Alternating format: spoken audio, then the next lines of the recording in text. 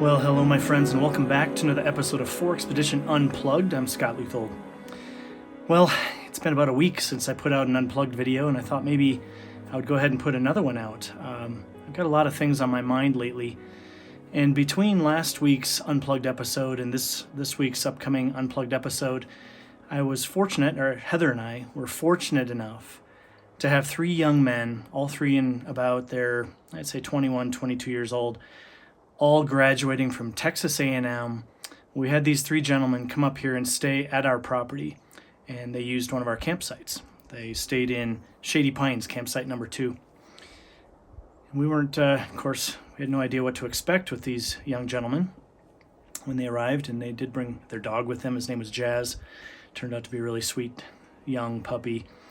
But anyhow, they checked in, and I was kind of from afar fascinated by them, because I believe that at the age that all three of these young gentlemen are at, they have so many options. They're kind of at a jumping off point. They really have the ability at this point in their lives to just create exactly the life that each of them want. Now, one of them is a classical music major.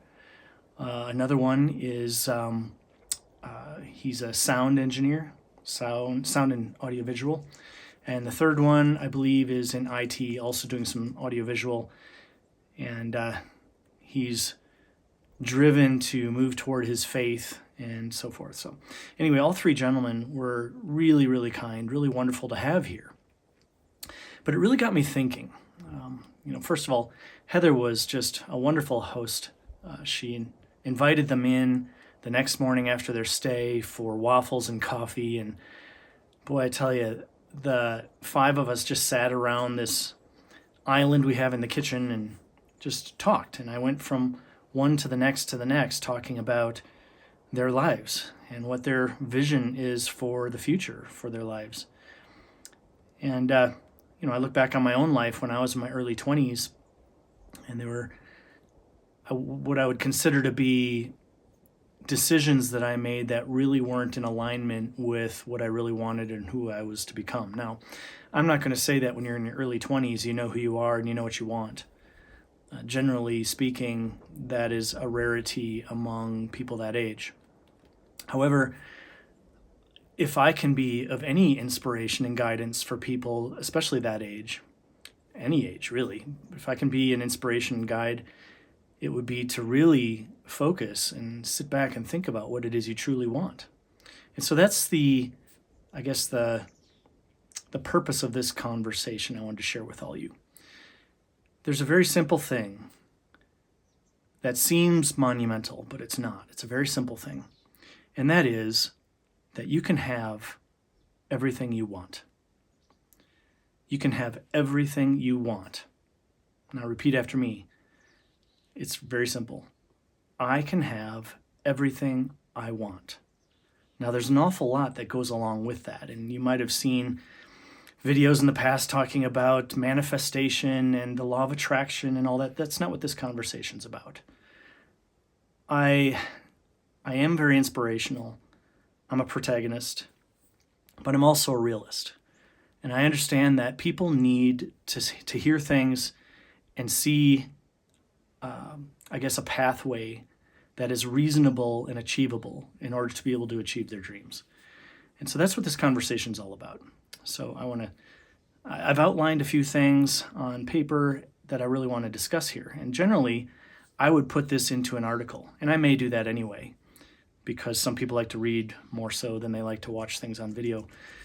But let's go through the process in my mind that I have that allows you to be able to achieve what we just said. I can have everything I want. Okay, so first things first, before we really get into the nuts and bolts of this concept, I really want to talk about integrity and honor. And I think that's probably the foundation of this entire pathway. So you have to have integrity and honor with yourself and with the rest of humanity and with the environment and so forth.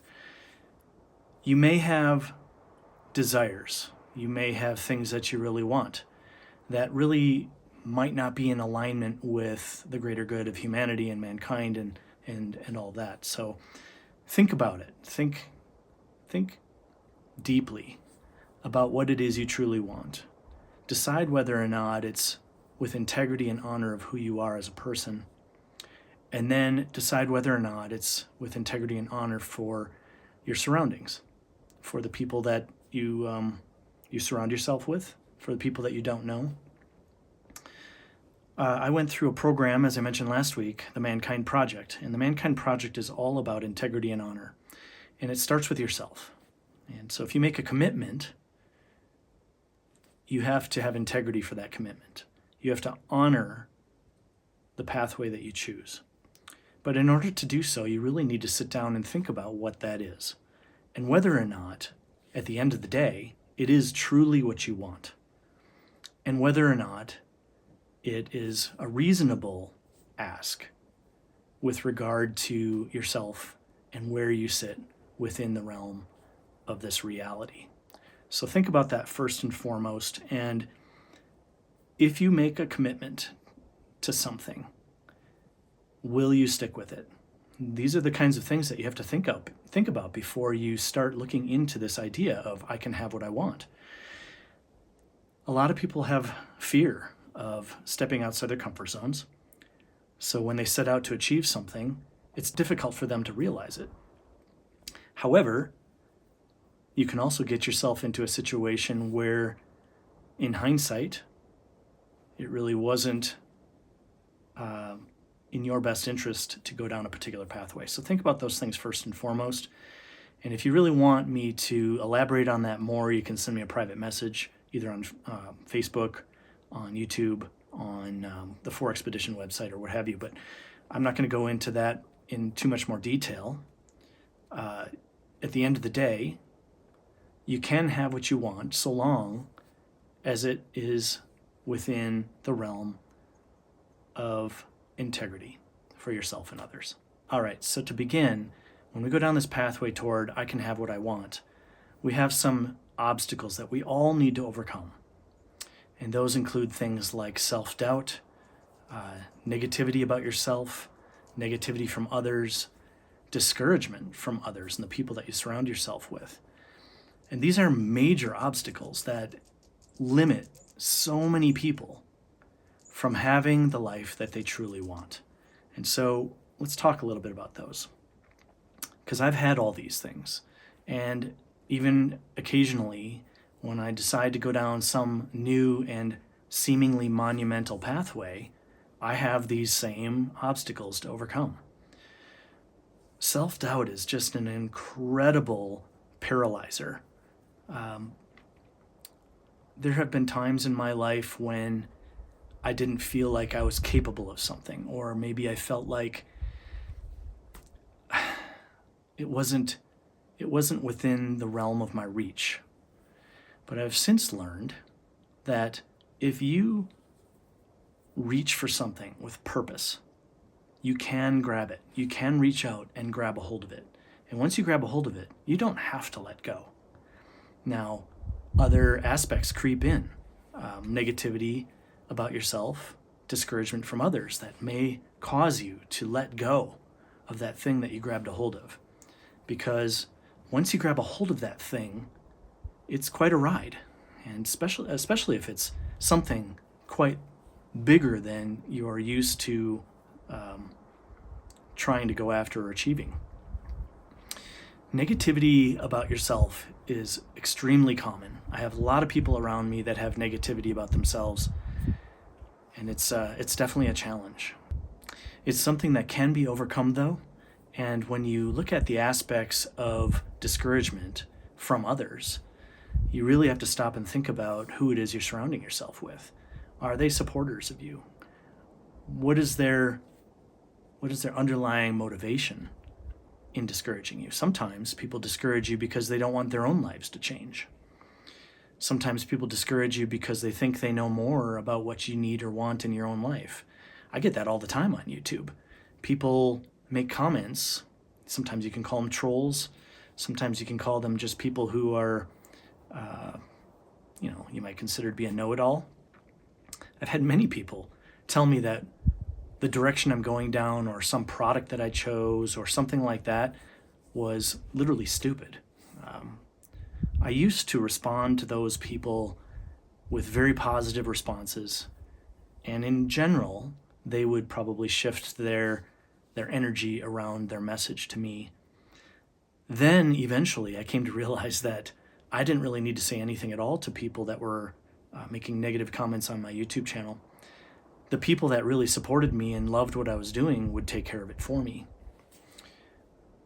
More recently, though, if I get a very negative comment from somebody about something that I've said or I'm doing, I either A, just delete the comment and don't respond and don't waste my time, or B, if it's scathing enough, I literally just hit a button to block them from the channel so they can't see any of my channel ever again.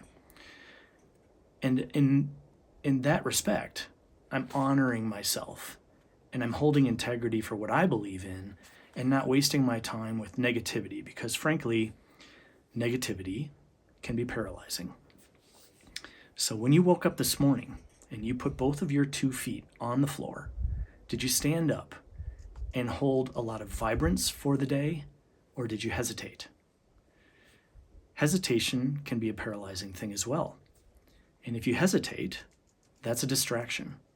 Distractions are paralyzing. And so if you're not in alignment, let's say for instance your job, let's say you're working a job. By the way, there's a big difference between a job and your work. You go to a job because you need to make money in order to live in this society, and also to be able to achieve some of these things that you want.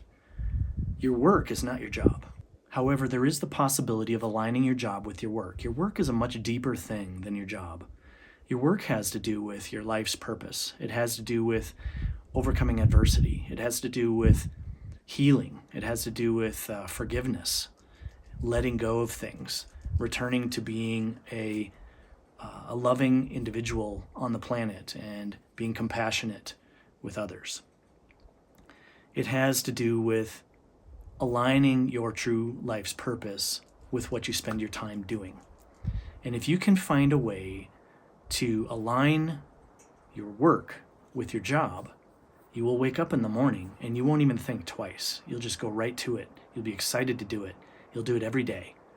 And I'm not going to sit here and say that you have to quit your job. It doesn't have to be like that at all. However, so long as you are going to work and being and honoring yourself and being your true self and expressing yourself from the vantage point of being your true self and contributing something to your employer, to your workplace, and influencing change, influencing improvement, inspiring others to be leaders, inspiring others to choose a path toward integrity and honor in their work and in their personal lives, I really don't think you can ask for much more. Now, those 3 things, those 3 obstacles, self-doubt, negativity, and discouragement, are all things that you can overcome. You just have to choose it. That's all. You just have to choose it. And if you set out to overcome those things, you will never look back and hope for or wish for being in that place ever again. You will have power. You will have strength. You will have fortitude. You will be a pillar in your community, and you'll be a bright light, providing a pathway for other people to follow. You really can't ask for much more than that in life. All right, so as I mentioned, I am a protagonist. I do think positive thoughts. I do live to inspire others. I believe in other people wholeheartedly. I believe in humanity to want to do the right thing. In having said that, I also want to express, as I also expressed early on in this conversation, that I'm a realist. And so the things that you really want, you have to be realistic about. Somebody might say, well, heck, I want a Lamborghini. Okay, well, if that's something you feel that you really truly want, it is something you can achieve. But there are a lot of steps in between if you're living with integrity and honor for yourself and others and the planet and all of that, there are things that you're going to have to do in order to be able to achieve that realistically. That includes finding a way to make significant income or some means in which is with integrity and honor to be able to realize that dream. Now, when I've thought about some of those kinds of things, okay, so if I was to mention, just as an example, my dream car might be a Porsche 911. In my life, is it something I truly need? Is it something I truly want? And what kind of joy am I going to get out of it? Is it going to be useful in my life's work? The reality is, no, it's not. So when you become realistic about what it is you truly want and you start to hone in on that realistically, the goals that you set for yourself become a lot more achievable. So my son's graduating from Grand Canyon University in March with a degree in business management. And I'm very proud of him. He's gone through school, he's gotten a good GPA, all of those kinds of things. But if I were to sit down with him and talk to him about what he truly wants, he doesn't really know. I'm extremely proud of him for thinking about it and being realistic in some ways, but in other ways, maybe he thinks, okay, the minute I get out of college, I'm going to go get myself a $150,000 a year job in management. Okay, that's what you want, but it might not be realistic. So you can set a goal to achieve that realization, but there might be some steps in between that you take to get you there. So this is like when you're navigating a trail, or you're navigating a terrain in the mountains with no trail, and you're using navigation and GPS. You set waypoints. These waypoints are, in my opinion, in the realm of what I'm talking about here, milestones. So if you set realistic midpoints to get to that desire, that thing that you want, that's being realistic. And so one of the things I like to do is I like to look at the outcome that I want, and make reasonable steps backwards to where I am today. And this isn't a new concept. I mean, people talk about this kind of concept all the time, but maybe you haven't heard of it. The idea is that if you look at the outcome and you create realistic steps all the way back to where you are today, it's a lot more achievable to be able to realize that dream. And so for me, as an example, Mantle Rock Mountain Camp, my property here, I have a long-range goal of having a retreat center, some cabins. I want people to be able to come to me to immerse themselves in nature. I want to be able to talk to people and inspire people and all of that. And that's my life's work. But I also mentioned in my last video that I don't really have all the funding to be able to achieve that now. So I've got to create steps that are reasonable in between my outcome and where I am today. And so that's what I've set out to do. So I've created reasonable steps, and I've committed myself to achieving each one of those steps one at a time in order to be able to get to my outcome. That is a realistic way to look at life and achievement. Now, yes, there are things, maybe, like the law of attraction. Positivity goes a long way to achieving your goals. If you are a positive thinker, if you are a go-getter, and you are driven, and you are committed to helping the universe set you in alignment for those goals you wish to achieve, there's nothing better than doing that for yourself. I mean, if you create negativity for yourself, it's going to be hard to achieve those outcomes. So what you have to do is you have to remain positive. You have to be thinking about ways to trigger responses within the world to open up doors for yourself that allow you to get to the next step, and then the next step, and the next step, and the next step. And that might take time. That's the other part of being realistic, is how much time do you expect? I mean, you need to be realistic. It might take a year, it might take 2 years, it might take 5 years, depending on how big that dream is, and I can have what I want. I've got a couple of friends who are pretty discouraged about relationships. I've got one friend in particular who I just care a great deal about, and he was alone for a long time. and very negative about relationships in general, because his last 2 relationships prior had been just kind of disasters. And he finally decided he wanted to try to find another partner, and he set out to do that. And he met this gal, and they spent a great deal of time together, and I watched him. He was very honorable. He had tons of integrity for the relationship. And he came to that relationship having cleared out all of the past negativity and being open to the possibilities. However, the partner that he chose to be in a relationship with, she had an awful lot of baggage that she hadn't let go of yet from past relationships. And he even brought that up to her, saying, this isn't fair that you're bringing your past relationship issues into our relationship. I've committed to coming into this relationship clear. And boy, he tried. He gave up on it once. He went back to it and gave it another try. He gave up on it again, and then he went back and gave it another try. He shared with me his conversations. They were all reasonable.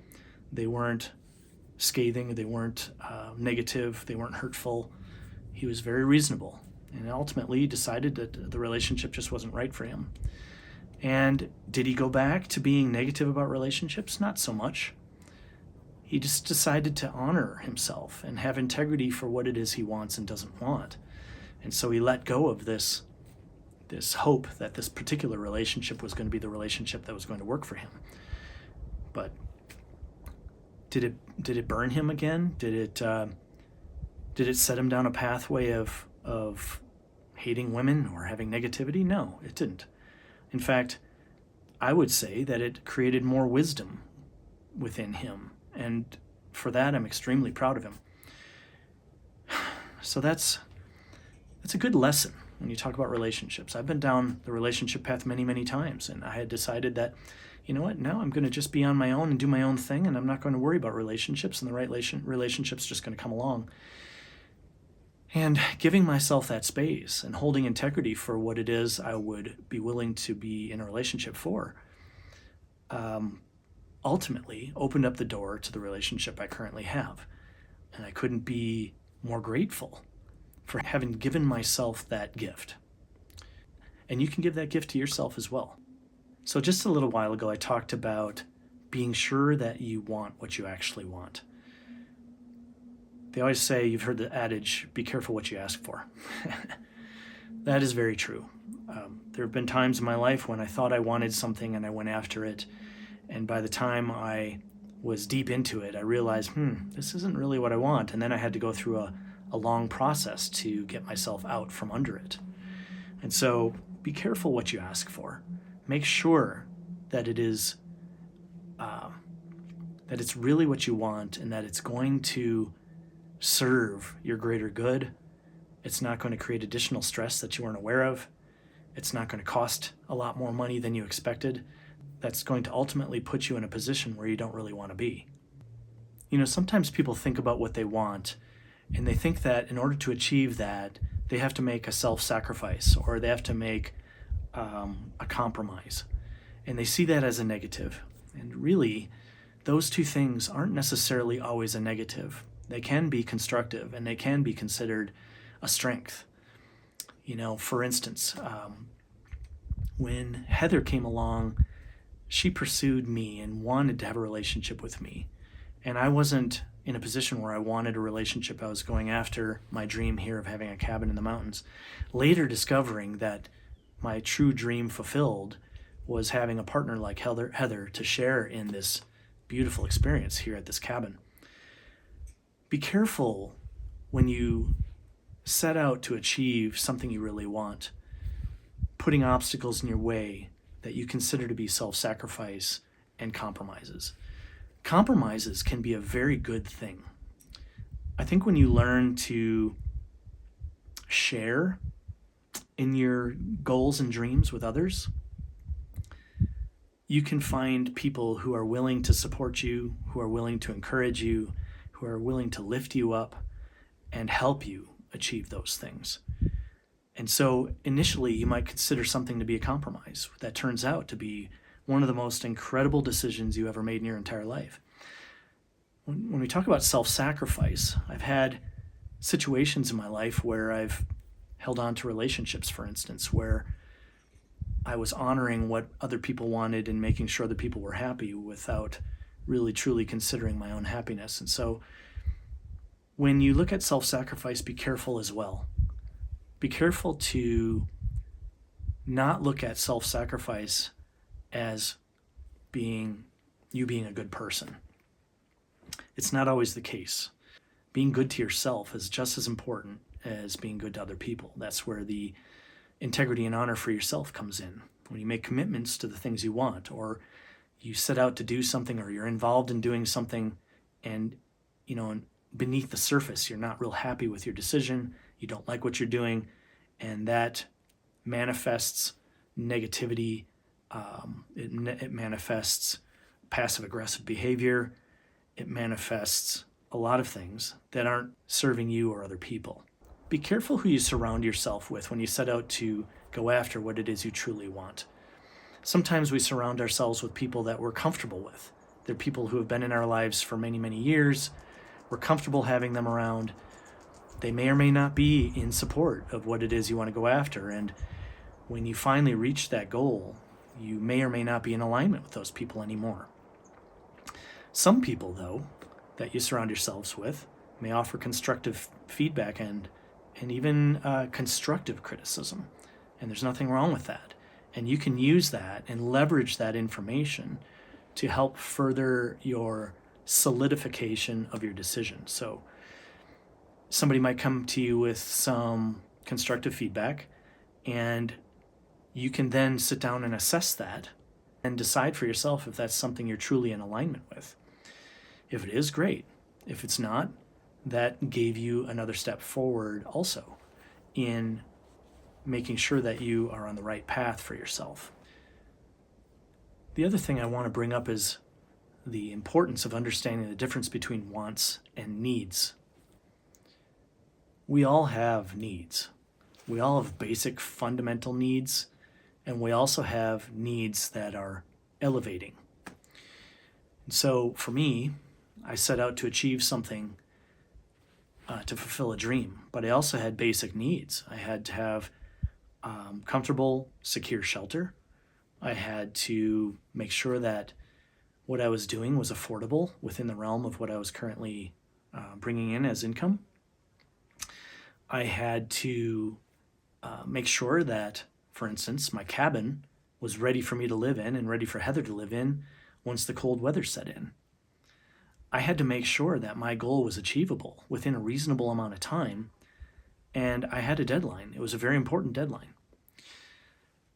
Otherwise, I also had other basic needs. I had to make sure that where we bought property was a reasonable distance from a grocery store or from other utilities and necessities that we would need to have access to on a regular basis. So I couldn't necessarily just go buy a piece of land, 100 miles out in the middle of nowhere and be able to meet all of my needs. And ultimately, frankly, if my needs weren't being met, my wants weren't going to be met. Think hard about that. And I know I've had many, many years of my life where I had other people dependent on me, children, spouses, children, so stepchildren, things like that.